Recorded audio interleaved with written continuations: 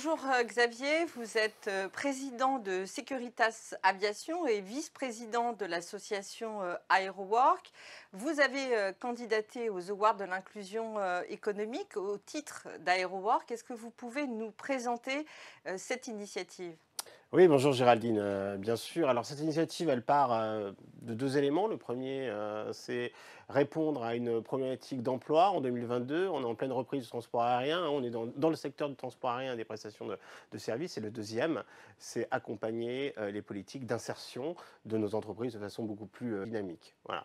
Avec deux éléments. Un premier élément qui est comment aller chercher des personnels éloignés de l'emploi, des candidats éloignés de l'emploi, avec une démarche innovante, avec un algorithme et une intelligence artificielle, pour qu'on soit sur leurs aptitudes, beaucoup plus que sur leur expérience ou les formations, et que sur ces aptitudes, au travers des usages et en les éloignant de la peur de l'emploi, on les embarque dans nos entreprises, en leur faisant connaître les différents métiers qu'offrent les aéroports.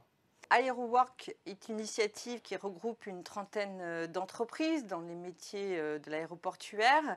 Après un peu moins d'un an, est-ce que vous pouvez nous parler finalement des impacts de cette initiative, notamment en termes de recrutement ?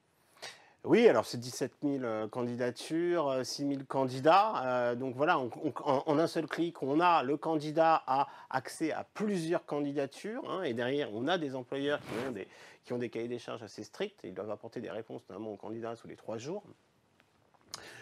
Voilà, et pour la saison, par exemple, la saison été 2023, ce sera 600 candidats à recruter en 3 mois.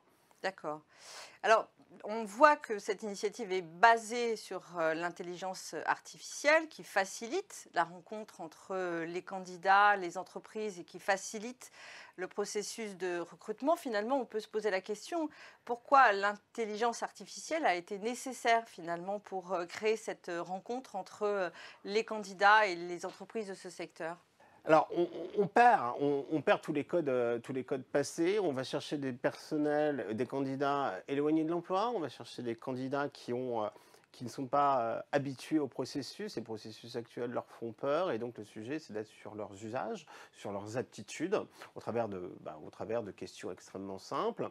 Le sujet, c'est aussi de s'adapter à leurs outils, en l'occurrence le téléphone portable. Donc, on est sans CV, on est à partir de son téléphone portable et on va rentrer dans ce processus-là en quelques clics simplement. Et ensuite, donc nous, on va transformer ces clics au travers des aptitudes des candidats sur des postes, des métiers qu'on saura leur présenter et qui s'adresseront directement aux différentes entreprises, aux entreprises concurrentes, hein. Voilà, par exemple, vous voulez postuler pour être agent de sûreté, eh bien, il y a X postes d'agent de sûreté d'ouvert et le candidat verra sa candidature dans toutes les entreprises de sûreté. Voilà.